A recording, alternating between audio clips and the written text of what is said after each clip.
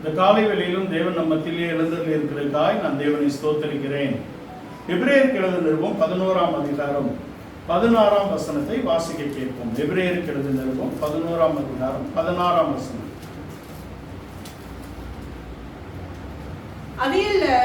அதிலும் மேன்மையான பரமதேசத்தையே விரும்பினார்கள். ஆகையால் தேவன் அவர்களுடைய தேவன் எனப்பட வெட்கப்படுகிறதில்லை. அவர்களுக்கு ஒரு நகரத்தை ஆயத்தம் பண்ணினாரே. அதை அல்ல, அதிலும் மேன்மையான தேசத்தை நாடினார்கள். தேவன் அவர்களுடைய தேவன் என்று சொல்ல வெட்கப்படவில்லை. தேவன் அவர்களுக்கு என்று ஒரு நகரத்தை ஆயத்தப்படுத்தினாரே என்று எபிரேய நிருபக்காரர் 16ஆம் வசனத்திலே எழுதுகிறார். அதை அல்ல என்றால் எதை அல்ல? அவர்கள் விட்டு வந்த தேசத்தை அல்ல என்று 15ஆம் வசனத்திலும், பரம தேசத்தை நாடினார்கள் என்று 16ஆம் வசனத்திலும், 14 சுயதேசத்தை நாடுகிறார்கள் என்றும் எழுதப்பட்டிருக்கிறது. 14 சுயதேசம், 15 விட்டு வந்த தேசம். ஆனால் 16ஆம் அதிகாரத்திலே அதை அல்ல, தாங்கள் சுயதேசத்தையும் அல்ல, தாங்கள் விட்டு வந்த தேசத்தையும் அல்ல, தாங்கள் ஒரு பரம தேசத்தை நாடினார்கள். இந்த உலகம் அவர்களுக்கு பாத்திரமாக இருக்கவில்லை. தேவன் அவர்களுடைய தேவன் என்று சொல்ல வெட்கப்படவில்லை. அவர்களுக்காக ஒரு நகரத்தை ஆயத்தம் பண்ணினாரே. கடந்த வாரத்திலும் நாம் இதை பார்த்தோம். அவர்களுடைய சுயதேசம் என்பது அவர்கள் கானான் தேசத்துக்கு நோக்கி போய் கொண்டிருக்கிறார்கள். ஆனால் அவர்கள் விட்டு வந்த தேசத்தை அவர்கள் நினைத்திருந்தால் ஒருவேளை போகிறதற்கு அவர்களுக்கு சமயம் கிடைத்திருக்கும் என்று சொல்லப்பட்டிருக்கிறது. ஆனால் அதை அல்ல, அவர்கள் பரம தேசத்தை நாடினார்கள். தேவனால் கட்டப்பட்ட கைவேலை அல்லாத ஒரு தேசம் தங்களுக்காக ஆயத்தப்படுத்தப்படுகிறது என்று அவர்கள் விசுவாசித்தார்கள், அதன்படி நடந்தார்கள், அதற்காக அவர்கள் வாஞ்சித்தார்கள் என்று எபிரேய நிருபக்காரர் அதை பட்டியலிடுகிறார். இதைத்தான் ஆபிரகாம், ஈசாக்கு, யாக்கோபு என்பவருடைய வாழ்க்கையிலே நாம் கடந்த வாரத்திலே பார்த்தோம். ஆபிரகாம் அந்த தேசத்துக்கு போகும்படியாக தான் அழைக்கப்பட்ட போது தன் இனத்தை, தன் தேசத்தை, தன் தகப்பன் வீட்டை விட்டு அவன் புறப்பட்டு அவன் அந்த நதியை கடந்து தன் பிரயாணத்தை ஆரம்பித்தான்.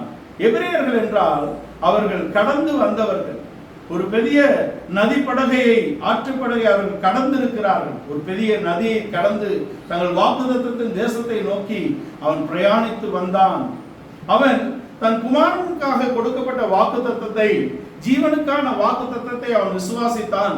அது அவனுக்கு நீதியாக எண்ணப்பட்டது என்று ஆதியாகமம் 15ஆம் அதிகாரத்திலே சொல்லப்பட்டிருந்தாலும், அந்த தேசத்தை குறித்து சொல்லப்பட்ட வாக்குத்தத்தத்தை அவன் விசுவாச குறைவினாலே கேள்வி எழுப்பினதினால் அவனுடைய சந்ததிகள் எகிப்தை நோக்கி பிரயாணப்பட்டார்கள் என்றும், ஈசாக்குடைய வாழ்க்கையிலே நீ எகிப்துக்கு போக வேண்டாம் என்று பஞ்சகாலத்திலே சொல்லப்பட்டு அவன் விதை விதைத்து 100 மேனி அறுத்தான் என்று அவனை குறித்து சொல்லப்பட்டாலும் கூட, ஈசாக்குடைய சந்ததியிலே யாக்கோபு வந்தான். யாக்கோபுடைய சந்ததிகள் அவர்கள் எகிப்தை நோக்கிதான் அவர்களுடைய பிரயாணம் இருந்தது என்பதை நாம் பார்த்திருக்கிறோம். ஆபிரகாம், ஈசாக்கு, யாக்கோபு என்ற முற்பிதாக்கள் அவர்கள் வாக்குத்தத்தத்தின் தேசத்துக்கு அழைக்கப்பட்டிருந்தாலும் அவர்களுடைய சந்ததிகள் வாக்குத்தத்தத்தின் தேசத்துக்கு போகிறதுக்கு முன்பாக சில குறைபாடுகளின் நிமித்தமும் காலங்களின் நிமித்தமும் தேவன் நிர்ணயித்தபடி அவர்கள் நேர்வழியாக போக சாத்தியமில்லாதபடிக்கு அவர்கள் எகிப்துக்கு சென்று எகிப்திலிருந்து விடுதலையாக்கப்பட்டார்கள் என்று கடந்த வாரத்திலே நாம் பார்த்தோம். எகிப்திலே அவர்கள் அடிமைப்பட்டு போகக்கூடிய காலங்கள் வைக்கப்பட்டிருந்தது. யோசேப்பின் நிமித்தம் அங்கே ஜீவரட்சணியம் உண்டாக்கப்பட்டிருந்தாலும், அங்கே 25 பேர் அங்கே உள்ளே பிரவேசித்திருந்தாலும், அவர்கள் வெளியே வரும் பொழுது 6000 சில்லறை பேர், ஆண்கள் மாத்திரம் 6 லட்சம் பேர் இருந்தார்கள். 6 லட்சம் பேர் அவர்களுடைய குடும்பங்கள், அவருடைய ஆடு மாடுகளோடு அவர்கள் விடுதலையாக்கப்படும்படியான காலங்கள் வைக்கப்பட்டிருந்தது. அந்த காலத்துக்காக அவர்கள் காத்திருந்தார்கள்.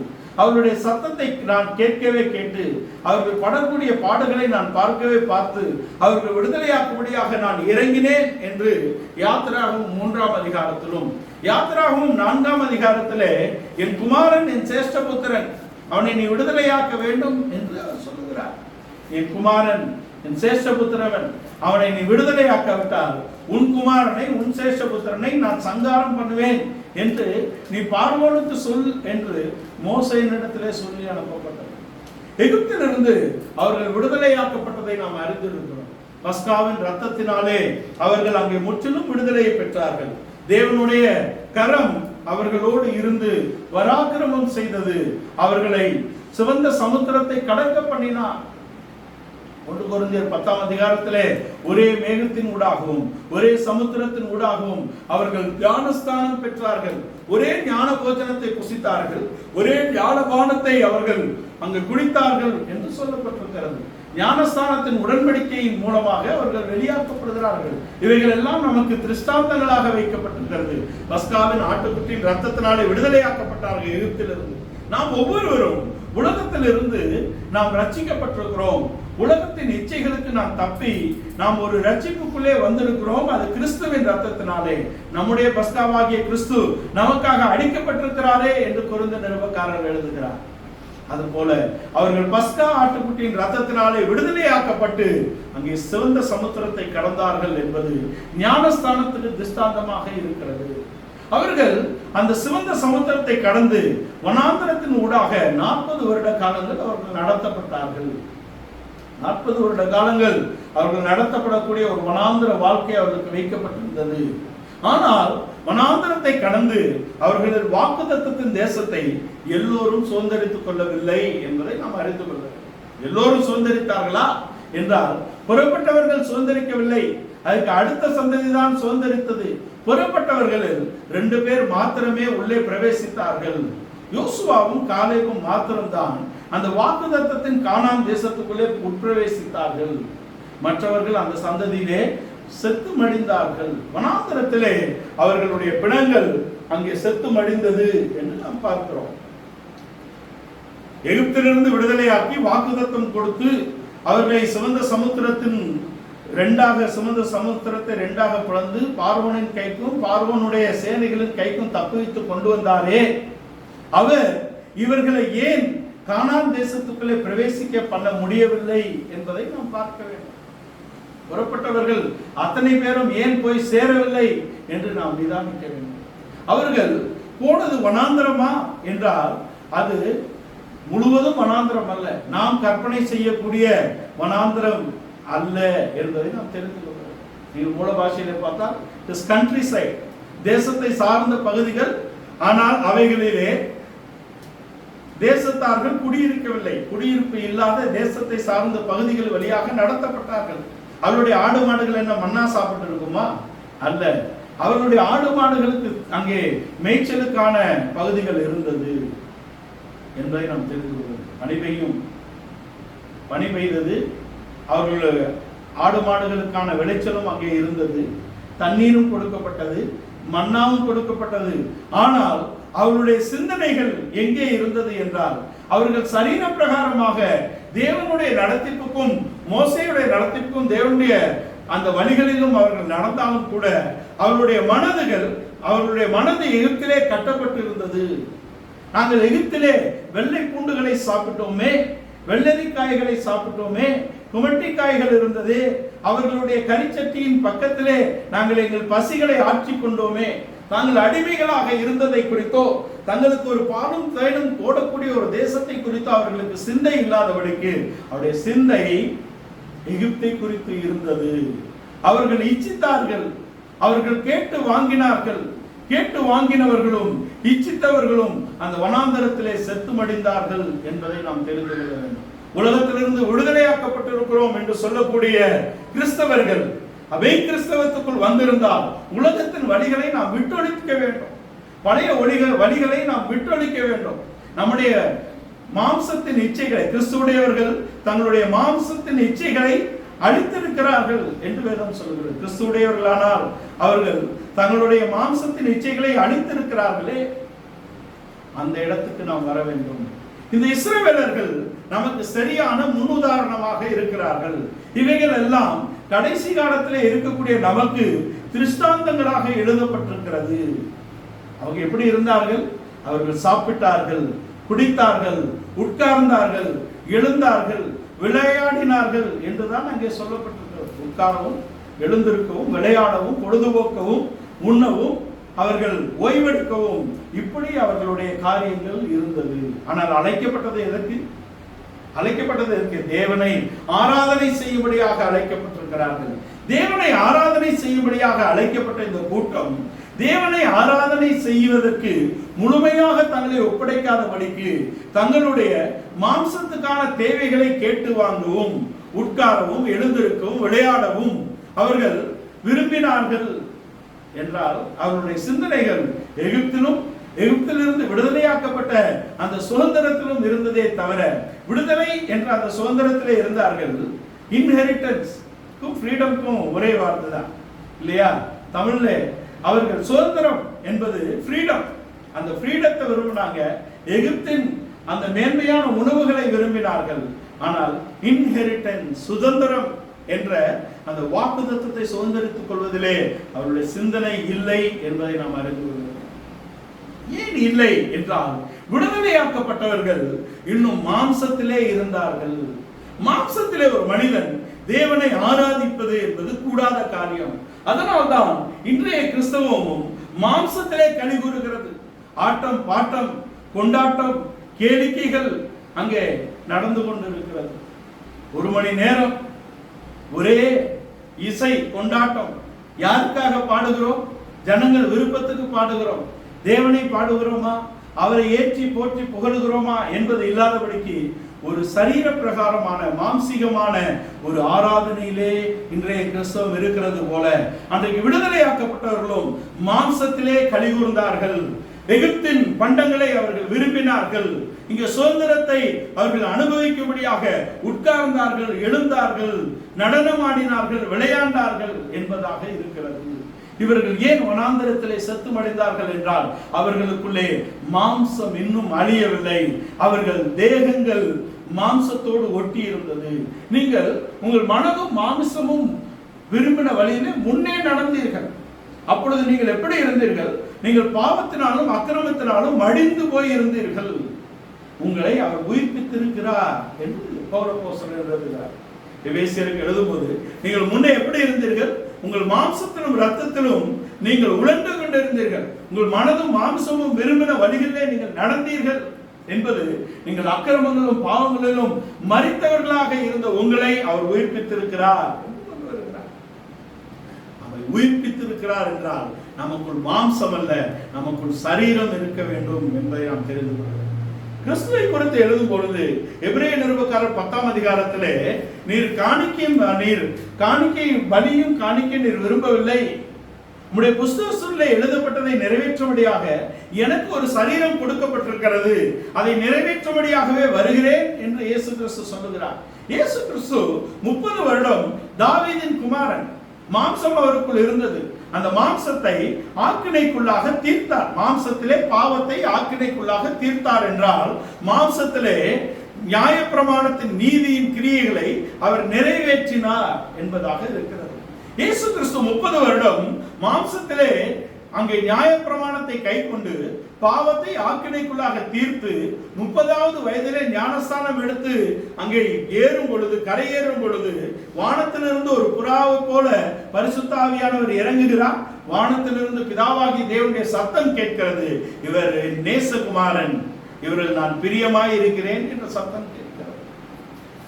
இவரை நேசகுமாரன் என்ற சத்தத்துக்கு பின்பாக அவருக்கு ஒரு வனாந்தரம் வைக்கப்பட்டிருக்கிறது. 40 நாள் அவரும் வனாந்தரத்திலே இருந்தார். இங்கே 40 நாள் வனாந்தரத்திலே இவர்களுக்கு பிரமாணம் கொடுக்கப்பட்டது. அந்த பிரமாணத்தை தன்னுடைய மாம்சத்திலே நிறைவேற்றின இயேசு இப்பொழுது 40 நாள் வனாந்தரத்திலே இருக்கிறார்.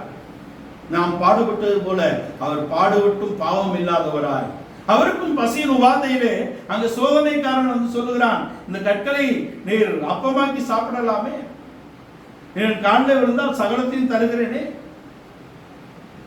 என்பதெல்லாம் அவருக்கு சொல்லப்பட்டது. அவருடைய மேன்மையான பகுதிகளும் அவருடைய மாம்சத்துக்கான பகுதிகளும் அங்கே சோதிக்கப்பட்டும் அவர் பாவம் இல்லாதவராக வனாந்தரத்தை மேற்கொண்டார் என்பதுதான் நாமும் அழைக்கப்பட்டதாக இருக்கிறது. நாம் இருக்கக்கூடிய பட்டணங்கள் என்றைக்கு வனாந்தரங்களாக மாறுவது? நாம் இருக்கக்கூடிய பட்டணங்கள் ஒரு நாளும் வனாந்தரமாக மாறாது. நாம் தான் நம்முடைய பார்வையை மாற்றிக்கொள்ள வேண்டும் என்பதுதான் அதனுடைய கருத்தாக இருக்கிறது.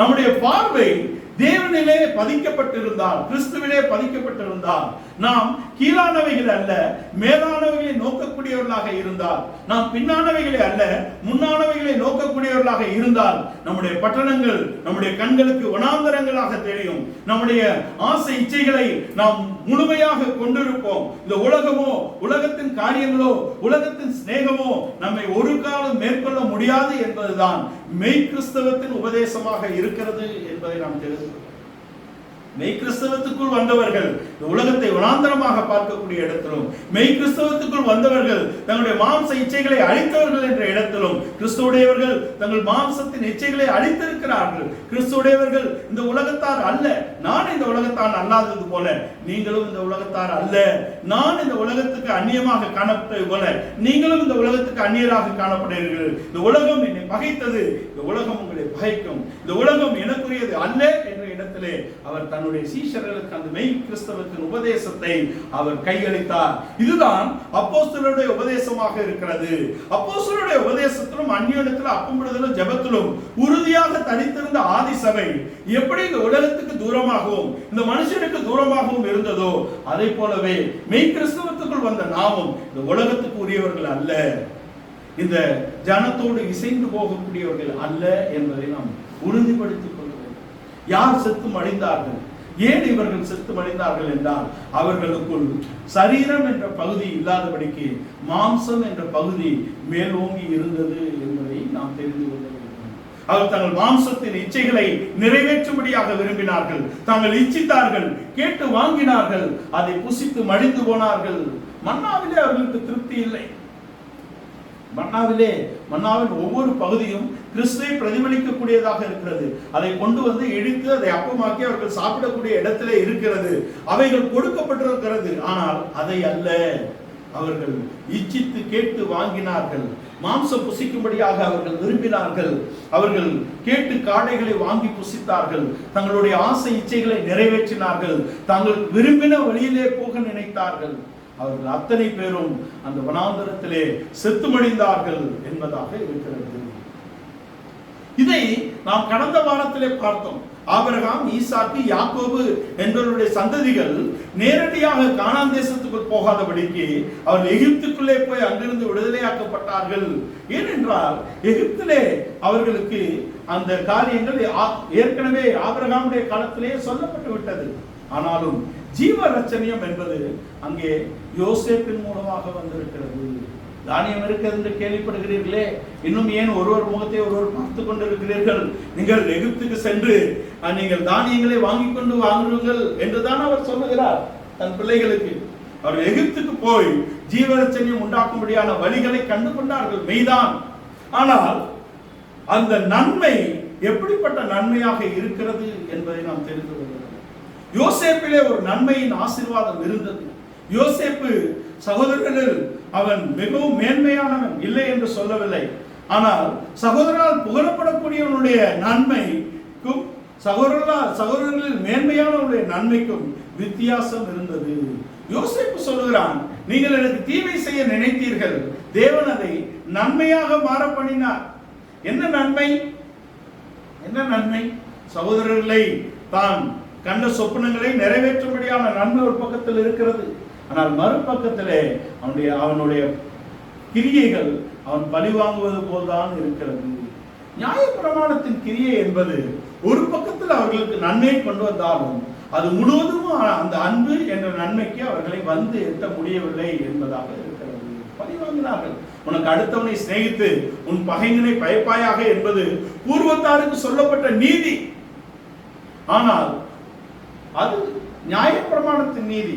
ஆனால் அன்பின் பிரமாணத்தின் நீதி என்ன என்று நம்முடைய கர்த்தராகிய இயேசு கிறிஸ்து சொல்கிறார். உன் பகைஞர்களை நீ நேசிக்க வேண்டும், உன்னை சபிக்கிறவர்களுக்காக நீ வேண்டுதல் விண்ணப்பங்களை ஏறெடுக்க வேண்டும் என்ற அன்பின் பிரமாணத்தின் நீதியை அவர் கொண்டு வருகிறார். தேவனிலும் மனிதர்களும் அன்பு கூறக்கூடிய பக்கங்களை அவர் கொண்டு வருகிறார். நியாயப்பிரமாணத்தின் நீதிதான் யோசேப்பிலே கண்ட நன்மை. ஆனால் யூதாவின் நன்மை என்பது அது அன்பின் பிரமாணத்தின் நீதியாக இருக்கிறது. யோவான் அங்கே யூதாதான் யோசேப்புடைய கடினமான இருதயத்தை லகுவாக்கக்கூடிய இடத்துல இருக்கிறான், உடைக்கக்கூடிய இடத்துல இருக்கிறான். அங்கே நியாயப்பிரமாணத்தின் நீதி என்ற நன்மைக்கு உதாரணமாக சொல்லப்பட்ட யோசேப்பு ஒவ்வொரு முறையும் அவன் மறைந்து அழக்கூடியவனாக இருக்கிறான். ஆனால் அவனை வெளியரங்கமாக்கி அவனுடைய இருதயத்தை உடைத்தது என்பது யூதாவின் வார்த்தைகளே. யூதாவிடத்திலே ஒரு பெரிய பரிசுத்த வாழ்க்கை இல்லை, ஆனால் யூதாவுக்குள் ஒரு சுபாவம் கட்டப்பட்டிருக்கிறது. தெய்வீக சுபாவத்தை அவன் பெற்றுக்கொண்டான். தெய்வீக சுபாவத்தை அவன் பெற்றுக்கொண்டது தான் மேன்மை. அது யாக்கோபில் இருந்த அந்த தெய்வீக சுபாவத்தை அவன் பெற்றுக்கொண்டான். ஆபிரகாம், ஈசாக்கு, யாக்கோபு என்ற இடத்திலே யாக்கோபு தான் அந்த பரிசுத்த ஆவியின் அபிஷேகத்துக்கு சரியான உதாரணமாக இருக்கிறார். யாக்கோபிலே தன் சுயம் இருந்தது, தன்னுடைய சுய சாமர்த்தியம் இருந்தது, தன்னுடைய சுய சிந்தனைகள், சுய பலன் இருந்தது. அது எல்லாவற்றையும் ஒரு இரவிலே அவன் அழித்து தேவனிடத்தில் சேர்ந்து அவன் தேவனுடைய தன்மைகளை அவன் பெற்றுக்கொண்டான். கடந்த வாரத்திலும் நாம் அதை பார்த்தோம். அவன் தேவனோடு போராடினான் என்றால் தேவனை எதிர்த்து அல்ல, தேவனோடு சேர்ந்து தன் சுயத்துக்கு எதிராக போராடினான் என்றுதான் நம்ம அதை அர்த்தம் கொள்ள வேண்டும். தன் ஜென்ம சுபாவங்களை, தன் சுயாதீன சித்தங்களை, தன் சுய பலனை, தன் சுய சிந்தையை, தன்னுடைய அறிவு ஆற்றலை எல்லாவற்றையும் தேவனிடத்தில் இழந்து அவன் தெய்வீக சுபாவத்தை பெற்றுக்கொண்டான். நீங்கள் ஆதியாகமம் 33, 34, 35 அதிகாரங்களை தொடர்ச்சியாக வாசித்து பார்த்தால் அதுக்கு பின்பாக தான் அவன் தனக்கு சத்ருவாக வரக்கூடிய தன்னுடைய சகோதரனை தேவனுடைய முகத்தை கண்டது போல் கண்டேன் என்று சொல்லுகிறான். அதுக்கு பின்பாக ஒரு தெய்வீக சுபாவத்தை அவன் தரித்து கொண்டான். இந்த தெய்வீக சுபாவத்தை சரியாக எடுத்துக்கொண்டது என்பது யூதாதான் என்பதை நாம் தெரிந்து கொள்ள வேண்டும். அதனால்தான் தன்னோடு இருந்த குமாரரை காட்டிலும் பிரிந்து போய் அதுலாம் ஊரானோடு பிரிந்து போய் வாழ்ந்த அந்த யூதாவை தான் யாக்கோபுடைய இருதயம் நம்பினது. யாக்கோபுடைய இருதயம் மற்ற சகோதரர்களை நம்பவில்லையே. ரூபனை நம்பவில்லை, சிமியோனை நம்பவில்லை, மற்ற சகோதரரை நம்பவில்லை. அவனுடைய இருதயம் யூதாவை தான் நம்பினது என்பது யூதாவில் இருந்த நற்குணங்கள், தெய்வீக குணங்கள் தான் அவனை நம்ப செய்தது. அதனால் தான் 1 நாளாகமம் 5ஆம் அதிகாரத்திலே ராஜாதிபத்தியம் அவனுக்கு கொடுக்கப்பட்டது. சகோதரர்களால் புகழப்படுகிறவன் என்ற இடத்திலே அவன் தான் வருகிறான். சகோதரர்கள் விசேஷித்தவனுடைய நன்மையை காட்டிலும் சகோதரர்களால் புகழப்படக்கூடிய நன்மை என்பது தெய்வீக சுபாவமாக இருக்கிறது என்பதை நாம் தெரிந்து யோசேப்பின் சந்ததிகள் பின்னாட்களிலே பொய்யரும் வஞ்சகருமாக போய்விட்டார்கள். ஓசியா தீர்க்கதரிசி 11ஆம் அதிகாரத்தின் 12ஆம் வசனத்திலே எப்பிராயீமர் பொய்யினாலும் அவர்கள் இஸ்ரவேலர்கள் வஞ்சகத்தினாலும் என்னை சூழ்ந்து கொண்டார்கள், யூதாவோ என்றால் பரிசுத்தவான்களோடு உண்மையாக இருந்து அரசாளுகிறான் என்று கொண்டு வருகிறார். இந்த நியாய பிரமாணத்தின் நன்மைக்கு உதாரணமாக கொண்டு வரப்பட்ட இந்த யோசேப்பு, அவனுடைய நன்மை அங்கே பழிவாங்கக்கூடிய இடத்திலும் மற்றவர்களை கசக்கி பிழியக்கூடிய இடத்திலும் இருந்தாலும் கூட அது ஒரு நன்மை என்று கருதப்படுகிறது. நீங்கள் எனக்கு தீமை செய்ய நினைத்தீர்கள், தேவன் அதை நன்மையாக மாற பண்ணினார், ஜீவரட்சணியம் உண்டாயிருக்கிறது என்றாலும் யாக்கோபுடைய மரணத்துக்கு பின்பாக அவன் காலில் விழக்கூடிய இடத்திலே அஞ்சி நடுங்கக்கூடிய இடத்தில் தான் இருக்கிறது. நியாயப்பிரமாணத்து நீதியும் அப்படியே இருக்கிறது. அவர்கள் அஞ்சி நடுங்குகிறார்கள். ஒன்றை மீறினாலும் எல்லாவற்றையும் மீறி பாவம் செய்ததாக அவன் ஆக்கினைக்குள்ளாக தீர்க்கப்படுகிறான், மரணாக்கினையை கொண்டு வரப்படுகிறது. ஆனால் அங்கே யூதாவிலே காணப்பட்டது என்பது அது அன்பின் பிரமாணத்தின் நீதியாக இருக்கிறது. இந்த அன்பின் பிரமாணத்தின் நீதிக்கும் அவர்கள் கிரியையினாலே பெற்றுக்கொண்ட நீதிக்கும் வித்தியாசம் என்ன? கிரியையினாலே நீதியை பெற்றுக்கொண்ட யோசேப்பின் சந்ததியார் பிற்காலத்திலே வஞ்சகர்களாகவும் பொய்யர்களாகவும் போய்விட்டார்கள். ஆனால் யூதாவின் கோத்திரத்திலே அங்கே அன்பின் பிரமாணத்திலே பெற்றுக்கொண்ட நீதி என்பது தாவீதிலே தன் சத்துருக்களை அன்பு கூடக்கூடிய இடத்துக்கு அவர்களை கொண்டு வந்திருக்கிறது என்பதை நாம் தெரிந்து கொள்கிறோம். தாவீது தன் சத்துருக்களை அவன் சிநேகித்தான், தன் சத்துருக்களுக்காக அவன் புலம்பல் பாடினான். தேவனிலும் மனிதர்களும் அன்பு கூறக்கூடிய 2 பக்கத்தையும் பிரதிபலிக்கக்கூடிய இடத்திலே அவனுடைய வாழ்க்கை இருந்தது, வெளிப்படையாக இருக்கிறது என்பதை நாம் தெரிந்து கொள்கிறோம். வெளிப்படையான இந்த அன்பின் பிரமாணத்துக்கு நாம் வர வேண்டும். கிறிஸ்துவின் தன்மைகளை நாம் தரித்துக் கொள்ள வேண்டும். கிறிஸ்துவின் தன்மைகளை நாம் அடைந்து கொள்ள வேண்டும். கிறிஸ்துவின் சிந்தையை நாம் அடைந்து கொள்ள வேண்டும் என்பதாக இருக்கிறது. கிறிஸ்து இயேசுவில் அவனவன் தனக்குரியவைகள் அல்ல பிறருக்குரிய நோக்குவானாக என்ற கிறிஸ்துவின் சிந்தையே நாம் எல்லோரிலும் இருக்க வேண்டும் என்று பிலிப்பியர் நிருபக்காரர் 2ஆம் அதிகாரத்தில் 4-5 வசனங்களில் எழுதுகிறார். அதான் விஷயம். கிறிஸ்துவின் தன்மைகளை தரித்துக் கொள்ள வேண்டும். கிறிஸ்துவின் தன்மைகளை நாம் தரித்துக் கொண்டால் கிறிஸ்து இயேசுவில் இருந்த அதே ஆனந்த தைலத்தின் அபிஷேகம் நம் ஒவ்வொருவருக்கும் கொடுக்கப்படுகிறது. பரிசுத்த ஆவியின் அபிஷேகம் நம்முடைய இருதயத்திலே பொழுதருளப்பட்டால் நம்முடைய மாம்சங்கள் அழிக்கப்பட்டு நம்முடைய சரீரத்திலே தேவ சித்தத்தை செய்யக்கூடிய இடத்துக்கு நாம் வந்து விடுகிறோம். அதுதான் மெயின். இந்த வனாந்தரத்தை இயேசு கடந்து நமக்கு முன்னுதாரணமாக இருக்கிறார். அதுக்கு முன்பாகவும் இப்படி இந்த வனாந்தரத்தை கடந்தவர்கள் இருக்கிறார்கள். பாபிலோனுக்கு கொண்டு செல்லப்பட்ட யூதா சகோதரர்கள், தானியேல் மற்றும் சகோதரர்கள், அவர்கள் உடைய வாழ்க்கையிலே மாம்சம் இல்லை என்பது வெளியரங்கமாக இருக்கிறது. அவருடைய வாழ்க்கையிலே மாம்சம் இல்லை. அங்கே யூத குலத்தை சேர்ந்த வாலிபர்கள் பாபிலோனுக்கு கொண்டு செல்லப்பட்டார்கள். பாபிலோனிலும் அவர்கள் தேவ சித்தம் செய்வார்கள் என்று உறுதியாக அவர்களை குறித்து சொல்லப்பட்டிருக்கிறது. பாபிலோனிலே அவர்கள் தேவ சித்தம் செய்தார்கள். அனனியா, மிஷாவேல், அசரியா என்பவர்கள் பாபிலோனிலும் தேவ சித்தம் செய்தார்களே. தானியேல் பாபிலோனிலும் தேவ சித்தம் செய்தார்கள். காரணம், அவர்களிலே மாம்சம் இல்லை. அவர்களுடைய எண்ணமெல்லாம், அவர்களுடைய ஏக்கமெல்லாம் எருசலேமை பற்றியது, சியோனை பற்றியது, இஸ்ரவேலின் தேவனை பற்றியதாக இருந்தது. தேவனை விரும்பினார்கள், தேவனுடைய ஸ்தானங்களை விரும்பினார்கள், தேவனுடைய ஆலயத்தை குறித்து அவர்களுக்கு வாஞ்சை விருப்பம் இருந்தது. தேவனுடைய ஆலயம் அவர்களுடைய முதற்கண்ணாக இருந்தது. தேவனும் தேவனுடைய ஜனங்களும் தேவனுடைய ஆலயத்தை குறித்தும் கருத்துள்ளவர்களாக இருந்தார்கள். மாம்சத்துக்கு அவர்கள் இடம் கொடுக்கவில்லை. ராஜாவுடைய போஜனத்தினாலும் ராஜாவின் வானத்தினாலும் தங்களை தீட்டுப்படுத்தாதபடிக்கு அவர்கள் தங்களை காத்துக் கொண்டார்கள். இது வெறும் வெஜிடேரியனுக்காக எடுத்துக்கிறது இல்லை. உலக வழக்கப்படி நாம் உண்ணுவதும் உடுப்பதும் வாழ்வதும் இல்லை என்ற கோட்பாடாக இருக்கிறது. அங்கே பாபிலோனின் வழக்கப்படி அவர்கள் வாழவில்லை. பாபிலோனின் நாமங்கள் அவர்களுக்கு வைக்கப்பட்டாலும் தானியேலுக்கு ஒரு பாபிலோனிய நாமம் இருக்கிறது இல்லையா? அதை யாரும் ஒரு நாளும் வழங்கவில்லை. அவனுடைய அடையாளங்கள், அவர்களுடைய அடையாளங்கள் அழிக்கப்படும்படியாக அங்கே எத்தனம் வந்தது. ராஜாவுடைய ஆட்கள் அவருடைய அடையாளங்களை முற்றிலுமாக அழிக்கும்படியான காரியங்களை செய்தார்கள்.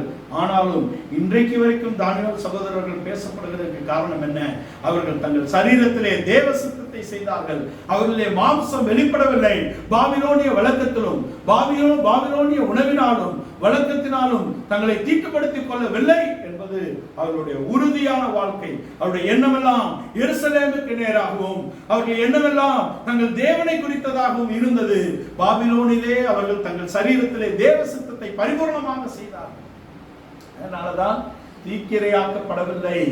சிங்கத்துக்கு அவர்கள் இரையாக்கப்படவில்லை. தீயிலே மாம்சம் இருந்தால் எரிந்திருக்கும். மாம்சம் அங்கே இல்லை. அவர்களுக்கு ஒரு சரீரம் கொடுக்கப்பட்டது. அந்த சரீரத்திலே தேவ சித்தத்தை பரிபூர்ணமாக செய்தார்கள். அந்த சரீரத்திலே தேவனுடைய சித்தத்தை பரிபூர்ணமாக நிறைவேற்றும்படியாக தங்களை அவர்கள் ஒப்புவித்திருந்தார்கள். தீக்குள்ளே போடப்படும் போது அவர்கள் தீ அல்ல, தேவனை நோக்கி பார்த்தார்கள். தேவ சித்தம் நிறைவேறும்படியாக கருத்துள்ளவர்களாக இருந்தார்கள். அந்த தீ அவர்களை ஒன்றும் செய்ய முடியவில்லை என்பதை நாம் தெரிந்து கொள்ள வேண்டும். தேவனுடைய சமூகம் அவர்களோடு இருந்தது. விடுதலையாக்கப்பட்டார்கள். தானியேல் அங்கு சிங்க கபியிலே போடும் பொழுது அவனிடத்தில் மாம்சம் இல்லை. சிங்கங்களின் வாய்கள் கட்டப்பட்டது. கட்டப்படாவிட்டாலும் அங்கே மாம்சம் இல்லை என்பதாக இருக்கிறது. அவர்கள் பாபிலோனிலே தேவ சித்தத்தை பரிபூர்ணமாக செய்யும்படியாக தங்களை ஒப்புவித்திருந்தார்கள். இயேசு கிறிஸ்து சொன்னது போல தங்கள் சரீரத்திலே தேவ சித்தத்தை செய்யும்படியாக இருந்தார்கள். அவருடைய எண்ணமெல்லாம் அங்கே எருசலேமுக்கு நேராக இருந்தது. அவர்கள் எப்பொழுதும் கையெழுத்து ஆன பிறகும் கூட தானியேலை குறித்து எழுதப்பட்டிருக்கிறது. கையெழுத்து ஆன பிறகும் அவன் எப்பொழுதும் செய்து வந்தது போல பலகணிகளை திறந்து அவன் எருசலேமுக்கு நேராக இருக்கிறான். இந்த ஆபிரகாம், ஈசாக்கு, யாக்கோபு என்பவர்களும் அவர்களுடைய சந்ததிகளும் அழைக்கப்பட்டதின் நோக்கம் கானான் தேசம் மாத்திரம் அல்ல. அவர்கள் எருசலேமை கண்டடைய வேண்டும், சியோன் கோட்டையை கண்டடைய வேண்டும் என்பதாக இருக்கிறது. ஆனால் ஆபிரகாம் காலத்திலும் அது நடக்கவில்லை. ஈசாக்கின் காலத்திலும் அது புலப்படவில்லை. ஈசாக்கிலே அது புலப்பட்டாலும் அதுதான் என்று சரியாக அதை அடையாளப்படுத்த அங்கே தவறிவிட்டார்கள் அவருடைய சந்ததிகள். ஈசாக்கு பலியாக்கப்பட்ட இடம்தான் எருசலேமின் ஆலயம் கட்டப்பட போகிற இடம்.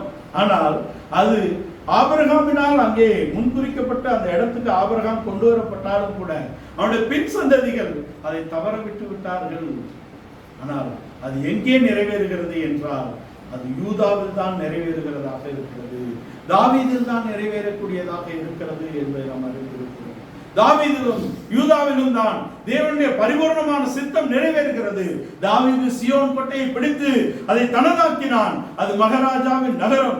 எருசலேம் சியோன் அது இசைவினைப்பாக கட்டப்பட்டு அந்த இடம் பாதுகாக்கப்பட்டு இருந்தது. இவர்கள் கைப்பற்றுவதற்காகவே அதை சரியாக அடையாளம் கண்டு அதை சரியாக பிடித்தவன் ஈசாயின் குமாரன் தாவீது என்பதாக இருக்கிறது. தாவீதுதான் அதை சரியாக பிடித்தான். ஏனென்றால் தாவீதிலே மாம்சம் இல்லை. தாவீதிலே மாம்சம் இல்லை. அங்கே மாம்சத்தின்படி இவர்கள் ஒரு ராஜாவை கேட்டார்கள். தேவன் ஆளுகை செய்கிறதை தள்ளி இவர்கள் ஒரு ராஜாவை கேட்டார்கள். சாமுவேலுடைய காலத்திலே இவர்கள் ராஜா கேட்டதன் காரணம் என்ன? சாமுவேலுடைய பிள்ளைகள் சாமுவேலை போல இல்லை என்பதுதான் அவர்கள் வைத்த குற்றச்சாட்டு. தேவன் சொல்லுகிறார், அவர்கள் உன்னை அல்ல நான் ஆளாதபடிக்கு என்னை தள்ளினார்கள் என்று சொல்லுகிறார். அவன் சவுலை அபிஷேகம் பண்ணினதினாலே மிகவும் மனவேதனை உள்ளவனாக காணப்படுகிறான். சவுல் தன்னுடைய மாம்சத்தின் இச்சையை நிறைவேற்றக்கூடியவனாக காணப்பட்டான். தன் சுய சிந்தையின்படி நடக்கக்கூடியவனாக காணப்படுகிறான். எழுத்தின்படி தன் சந்ததிகள் தொடர்ச்சியாக அந்த சிங்காசனத்தை ஆள வேண்டும் என்ற விருப்பம் அவனுக்கு இருக்கிறது. தேவ சித்தம் என்னதென்று அறிவதற்கோ அதை செய்வதற்கோ அவன் ஒரு நாளும் தன்னை கீழ்ப்படுத்தவில்லை. தேவனுடைய இருதயம் அவனுக்கு வெளியாக்கப்பட்டது. நீ பெலிஸ்தியரை நீ அவமாக்கு என்று சொன்னால் பெலிஸ்தியரிடத்திலே அங்கே அவன் விட்டு விட்டான். பெலிஸ்தியரை முழுவதுமாக அவனால் முறியடிக்க முடியவில்லை. அமலேக்கியரை நீ கொண்டு போடு என்று சொன்னால் அமலேக்கியரை முழுவதுமாக அவனால் அழிக்க முடியவில்லை. அவன் பணாசை உள்ளவனாக அங்கே ஆடு மாடுகள் மந்தைகளில் முதன்மையானவர்களை எடுத்துக் கொள்ளுகிறான். கேட்டா தேவனுக்கு பலி எடுத்து வச்சிருக்கிறேன்னு சொல்றார்.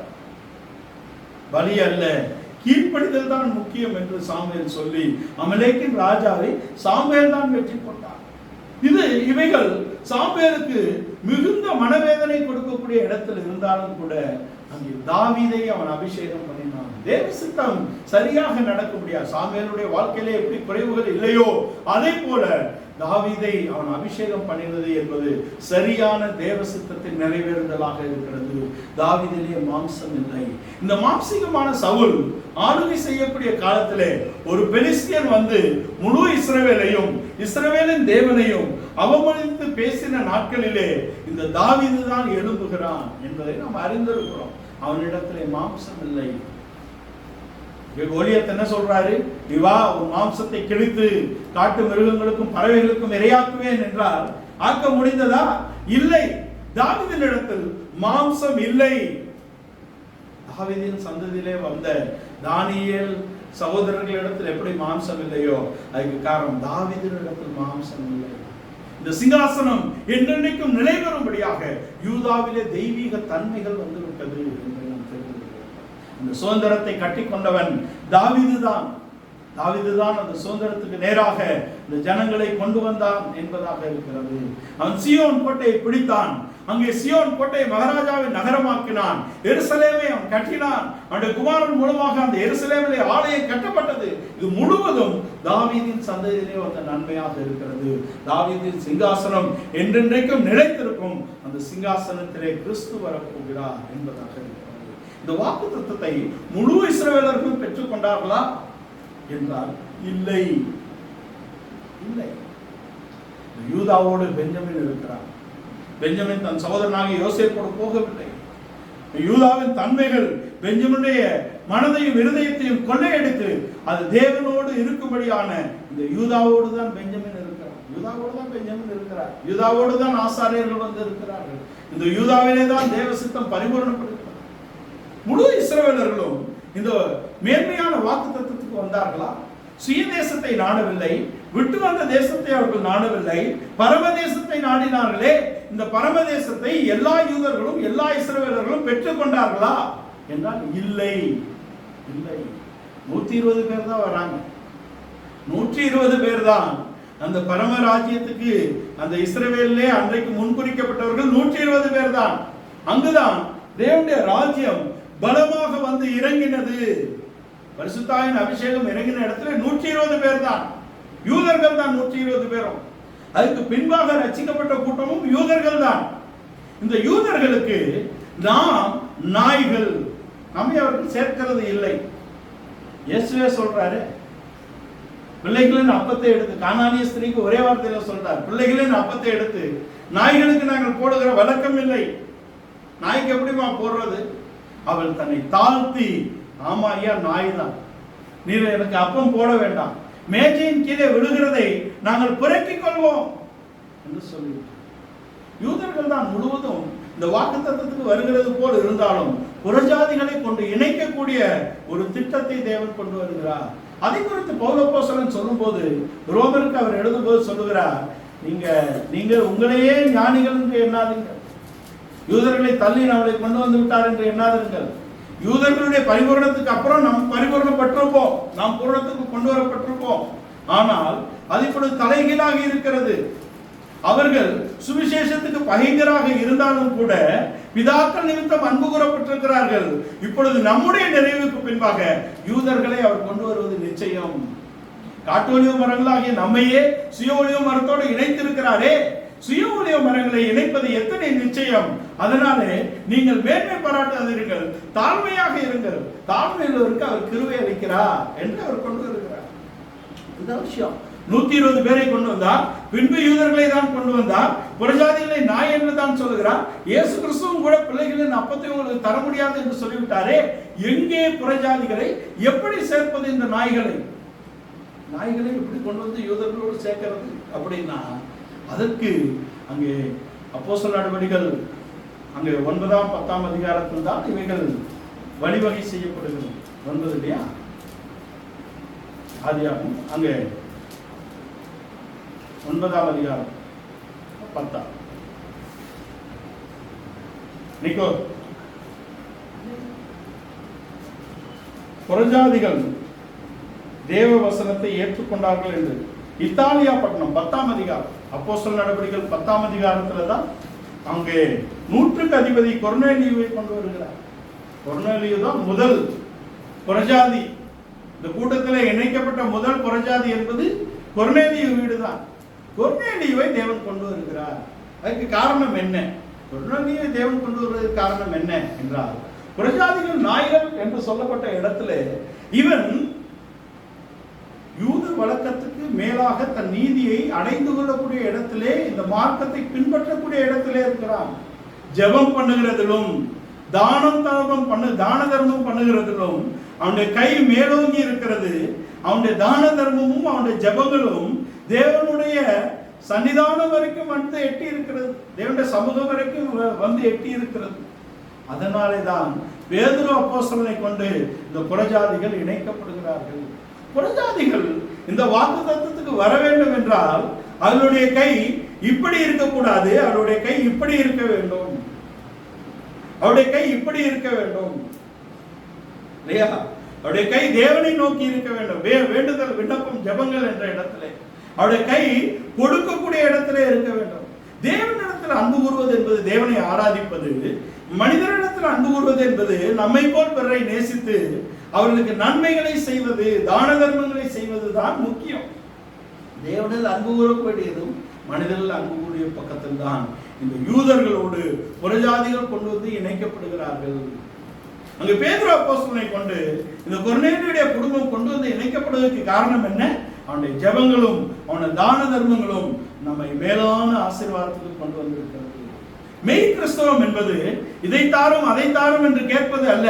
மெய் கிறிஸ்தவம் என்பது மற்றவர்கள் நமக்கு ஏதாவது செய்வார்களா என்று எதிர்பார்ப்பதல்ல. மெய் கிறிஸ்தவம் என்பது தேவனில் அன்பு கூர்ந்து, தேவனை விசுவாசித்து, தேவனுடைய கரத்தை நோக்கி காத்திருப்பது, அவரில் அன்பு கூறுவது, அவரை ஆராதிப்பது. மனிதர்கள் அன்பு கூறுவது என்பது நாம் தான தர்மம் செய்வது இல்லையா? நீங்கள் நன்மை செய்யக்கூடுமானால் செய்யத்தக்கவர்களுக்கு செய்யாமல் இருக்கக்கூடாது, நன்மை செய்ய வேண்டும். காயினுடைய வாழ்க்கையிலே அவன் நன்மை செய்யவில்லை.